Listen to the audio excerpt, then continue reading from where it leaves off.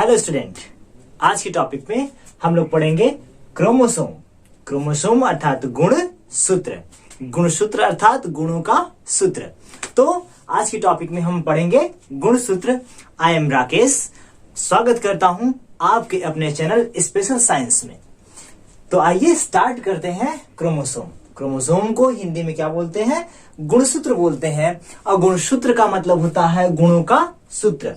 अगर हम टोटल चीजों को छोटी छोटी भाषाओं में तोड़ते चलें तो सब टॉपिक क्लियर होती चली जाएगी। हमको बहुत ज्यादा एफर्ट करने की, बहुत ज्यादा मेहनत करने की जरूरत नहीं पड़ेगी। आप ध्यान से सुनिए और समझिए कि टॉपिक है क्रोमोसोम और हिंदी में कहते हैं गुण सूत्र। गुण सूत्र का मतलब होता है गुणों का सूत्र, अर्थात जो हमारे शरीर के अंदर जितने भी गुण हैं उनका पूरा सूत्र किसके अंदर होता है? गुणसूत्र अर्थात क्रोमोसोम के अंदर। बातें क्लियर हो रही है? तो गुणसूत्र तो क्लियर कर लीजिए भाई कि शरीर में जितने हमारे गुण प्रदर्शित होते हैं, दिखाई देते हैं, वो किसके थ्रू होते हैं? गुणसूत्र अर्थात क्रोमोसोम के अंतर्गत होते हैं। इसीलिए तो इसका नाम पड़ गया क्या? गुणसूत्र।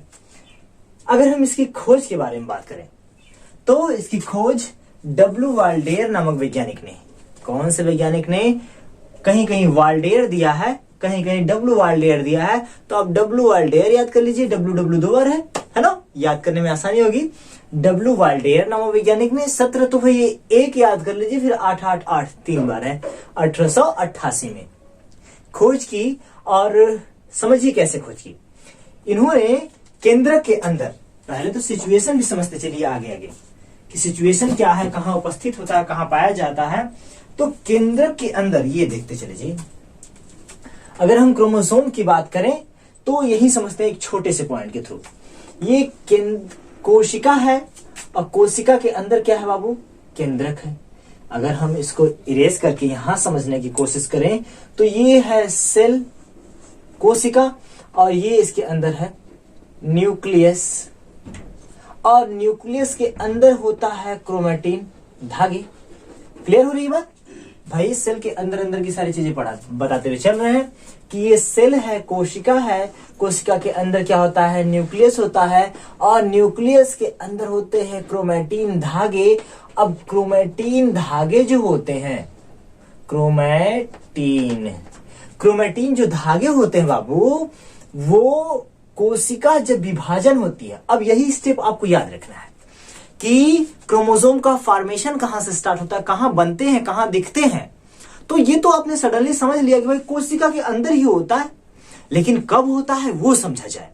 पहले क्रोमैटिन धागे होते हैं और यही क्रोमैटिन धागे टूट कर क्रोमोसोम बनते हैं। क्लियर हो रही है बात? मैं आपको एकदम सिंपल लैंग्वेज में समझा रहा हूं और कोशिश ये कर रहा हूं कि बाय लैंग्वेज में, मतलब इंग्लिश हिंदी दोनों लैंग्वेज का यूज करके आपको समझाएं, ताकि आप किसी भी बोर्ड के बच्चे हो आपको बेहतरीन ढंग से समझ में आए। आप किसी भी बोर्ड में पढ़ रहे हो आपको बहुत अच्छे ढंग से समझ में आए। अर्थात सेल, कोशिका, कोशिका के अंदर न्यूक्लियस, उसका न्यूक्लियस के अंदर क्रोमैटिन धागे ही टूटते हैं तो क्रोमोसोम बनता है। ये समझना। लेकिन अब बात ये आ जाती है कि भैया क्रोमैटिन धागे टूटते क्यों हैं? तो आप समझिए, कोशिका विभाजन होती है। कोशिका विभाजन को बाबू इंग्लिश में बोलते हैं सेल डिवीजन। यहां एक सेल है और सेल अपने जैसी नई सेल, 2 सेल या 2 से अधिक 4 सेल के आसपास को जन्म देती है। अर्थात एक सेल से चाहे 2 सेल भी बन सकता है, चाहे एक ही सेल से सडनली 4 सेल बन सकता है, और यह प्रोसेस कहलाता है कोशिका विभाजन। बातें क्लियर हो रही हैं? मैं एकदम सिंपल तरीके से समझा रहा हूं, सिंपल सिटी में आप समझिए कि ये एक सेल है, सॉरी ये इसकी सेल, ये सेल है, और ये क्या हो रही है? डिवाइड हो रही है, बट रही है, टूट रही है, या हम कह सकते हैं अपनी भाषा में ये एक विभाजित होकर नई कोशिका को जन्म देने के लिए तैयार हो गई। तो ये प्रोसेस क्या कहलाता है? डिवीजन कहलाता है। क्या कहलाता है बाबू? डिवीजन अर्थात विभाजन कहलाता है। तो इसी को हम कहते हैं सेल डिवीजन। और जब पहले सेल के अंदर ये जो न्यूक्लियस है, यहां अगर हम दर्शा दें कि ये मान लीजिए ये ऊपर की प्रोसेस इस सेल है और इसके अंदर इसका न्यूक्लियस था, ये तो है ऑलरेडी रहता है, इसके अंदर क्रोमैटिन धागे। तो सबसे पहले जब कोशिका विभाजन के लिए तैयार होती है तो तैयार होने से पहले ये जो क्रोमेटिन धागे हैं ये टूटते हैं, टूट कर धागे की नुमा से पूरी तरह से बिखर जाते हैं पूरी न्यूक्लियस के अंदर। और जब न्यूक्लियस के अंदर बिखर जाते हैं तो एक अवस्था आती है एनाफेज। कौन सी अवस्था बाबू? एनाफेज अवस्था। अर्थात इस अवस्था में, एनाफेज अवस्था में होता क्या है कि ये क्रोमेटिन धागे जो टूटकर पूरी कोशिका में बिखर गए हैं, ये कुछ क्रॉस की तरह संरचना बना लेते हैं, ऐसे गुड़े की तरह संरचना बना लेते हैं। और यही संरचना क्या कहलाती है? गुणसूत्र, इंग्लिश में क्रोमोसोम। अब आपको बस क्या याद रखना है कि पहले सेल थी, सेल के अंदर क्या था? उसका न्यूक्लियस था, न्यूक्लियस के अंदर क्या था? क्रोमेटिन धागे थे। क्रोमेटिन धागे कोशिका विभाजन के समय टूट जाते हैं। कौन से विभाजन के समय बाबू? कोशिका विभाजन के समय टूट जाते हैं और उसी विभाजन की एक अवस्था आती है जिसका नाम है एनाफेज अवस्था। बस यही टिपिकल वर्ड है एना। हाथ हिंदी में इसे कहते हैं पश्चावस्था। पश्चावस्था में क्या होता है कि ये जो क्रोमेटिन धागे टूटे हुए हैं वो एक दूसरे से गुणे के रूप में संरचना धारण कर लेते हैं और यही गुणा का जो रूप होता है कहलाता है गुणसूत्र। बातें क्लियर हो रही हैं? मैं आपको सेल डिवीजन का भी प्रोसेस बताते चल रहा हूं कि कोशिका के अंदर केंद्रक के अंदर क्रोमेटिन धागे कोशिका विभाजन के दौरान जो क्रोमेटिन धागे हैं ये टूटकर पूरे केंद्रक में बिखर जाते हैं और उसी कोशिका विभाजन की एक अवस्था आती है और इस अवस्था को कहते हैं एनाफेज, हिंदी में कहते हैं पश्चावस्था। और इस अवस्था में जो ये क्रोमेटिन धागे हैं ये गुणा का रूप ले लेते हैं जिसे हम कहते हैं गुणसूत्र। बातें क्लियर हो रही हैं? आई होप कि अगर इतनी बातें आपको परेशान कर रही हैं, इतनी बातें नहीं समझ में आ रही हैं तो आसानी समझिए कि कोशिका के अंदर केंद्रक के अंदर क्रोमेटिन धागे कोशिका विभाजन के दौरान टूटकर गुणे के रूप में व्यवस्थित हो जाते हैं, संरचना बना लेते हैं जिसे हम कहते हैं गुणसूत्र। इतना तो आसानी से याद हो सकता है, बहुत अच्छे से याद हो सकता है। अगर इससे बेहतर पढ़ना चाहते हैं तो एनाफेज अवस्था में ऐसी संरचना आपको दिखाई देती है। बातें क्लियर हो रही हैं? अब बात आती है, इसी को यहां पे आपको नोट कराया गया है, आप समझ लीजिए थोड़ा सा। अब आप समझिए इसको, ये इरेज कर दिया जा रहा है ताकि आपको बेहतर ढंग से आगे समझाया जा सके। बातें समझ में आ रही है? मैं इसको इरेज कर दे रहा हूं ताकि आप क्लियरिटी ढंग से इसको समझ सके। अब आपको समझ में आया कि क्रोमोसोम कहां से दिखाई देता है, कैसे कैसे। अब ये दशा है क्रोमोसोम की। अब क्रोमोसोम कौन सी अवस्था में? एनाफेज अवस्था में आपको ऐसा दिखाई देता है जब कोशिका विभाजन के लिए तैयार होती है तब। अब जब ऐसी संरचना आ जाती तो नाम समझिए इसका, मैं आपको एकदम सिंपल भाषा में समझा रहा हूं। ये जो बीच में जो सेंट्रल पार्ट है, चूंकि ये सेंटर में होता है, बीच में होता है, तो इसका नाम याद कर सकते हैं सेंट्रोमियर। क्या याद कर सकते हैं बाबू? सेंट्रोमियर। ऊपर की तरफ 2 लूप्स होते हैं, नीचे की तरफ भी 2 लूप्स होते हैं।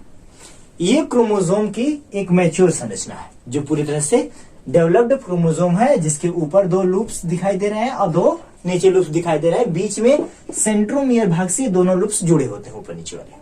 बातें क्लियर हो रही है? अब इसे गुणों का सूत्र क्यों कहते हैं, इस बात को समझिए। इसे हम गुणों का सूत्र इसलिए कहते हैं क्योंकि इस क्रोमोसोम के अंदर बहुत से असंख्य धागेनुमा संरचना होती है। असंख्य नहीं, बहुत लंबी उलझी हुई धागेनुमा संरचना होती है, कुछ इस तरह से। और इस संरचना को कहते हैं बाबू डीएनए, अर्थात डीऑक्सीराइबोन्यूक्लिक एसिड। अब आप ध्यान दीजिए, क्रोमोसोम के अंदर कुछ धागेनुमा उलझी हुई संरचना जिसे क्या कहते हैं? डीएनए, अर्थात डीऑक्सीराइबोन्यूक्लिक एसिड। आप पूरा नाम याद कर लीजिएगा। और इसके बीच बीच में जो डंडे लगे होते हैं, ये डंडे लगे होते हैं नाइट्रोजनीय बेस। क्या लगे होते हैं बाबू? नाइट्रोजनी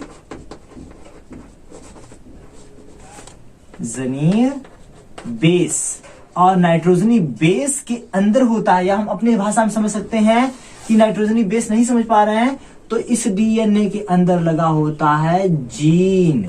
अब चाहे जीन कहिए चाहे जीन्स कहिए, दोनों बात एक ही है। क्रोमोसोम के अंदर क्या होता है? डीएनए अर्थात डीऑक्सीराइबोन्यूक्लिक एसिड, और डीएनए के अंदर होते हैं जीन।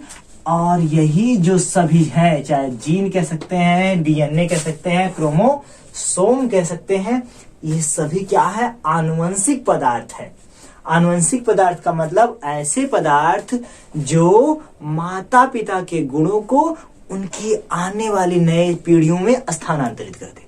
या हम अगर इंग्लिश में समझने की कोशिश करें तो हेरिडिटरी जो होता है, आनुवंशिक जो होता है, वो होता क्या है कि एक ऐसा प्रोसेस होता है जिसके द्वारा क्या होता है कि पेरेंटल कैरेक्टर को ट्रांसफर किया जाता है one generation to another generation. अर्थात हमारे माता पिता के गुणों को क्या किया जा रहा है? ट्रांसफर किया जाता है उसकी आने वाली नई संतान में। यही कहते हैं transfer the character one generation to another generation. तो बातें क्लियर हो रही हैं? तो गुणसूत्र आई होप कि आपको समझ में आया होगा कि गुणसूत्र की खोज W. वाल्डेयर ने 1888 ईस्वी में की। होता क्या है कि कोशिका के अंदर जो केंद्रक होता है, कोशिका के अंदर केंद्रक के अंदर जो क्रोमेटिन धागे होते हैं, ये कोशिका विभाजन के समय टूटकर एक गुणे के रूप में संरचना धारण कर लेते हैं। तो यही गुणा का जो गुणे जैसी संरचना होती है क्या कहलाती है? गुणसूत्र कहलाती है। अब गुणसूत्र के अंदर क्या होता है बाबू? डीएनए होता है, और डीएनए के अंदर होते हैं जीन। ये सभी क्या है? आनुवंशिक पदार्थ हैं जो माता पिता के लक्षणों को उसकी आने वाली नई संतान में पहुंचाते हैं। तभी तो इन्हीं के कारण ऐसा होता है कि हमारा फेस, हमारा बिहेव, हमारे हाव भाव, हमारी मेंटल एबिलिटी, सारी चीजें कहीं न कहीं किसी न किसी रूप में हमारे माता पिता से मिलती जुलती रहती हैं, है ना। हमारे फेस का मिलना हमारे पेरेंट्स से, हमारे बिहेव्स का सिमिलर होना हमारे पेरेंट्स से, ये सारे कैरेक्टर कौन से कराते हैं बाबू? जीन, डीएनए और क्रोमोसोम। बात क्लियर हो? सेंट्रोमियर के बेस पर क्या होता है? क्रोमोसोम 4 प्रकार के होते हैं। कितने प्रकार के? सेंट्रोमियर के बेस पर, अर्थात जो बीच में जो राउंड शेप संरचना थी उसके बेस पर क्रोमोसोम जो होते हैं 4 प्रकार के होते हैं। पहला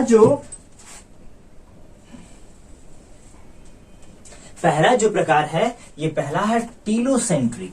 अब आप समझिए इसको हिंदी में क्यों नहीं लिखा गया? क्योंकि हिंदी और इंग्लिश वर्जन दोनों सेम है, तो आप इसे हिंदी में नॉमेनक्लेचर कर सकते हैं, लिख सकते हैं टीलोसेंट्रिक। मैंने इसको इंग्लिश में लिख रखा है, हिंदी में नहीं लिखा है। आप हिंदी में लिख लीजिएगा अगर लिखना चाहते हैं तो।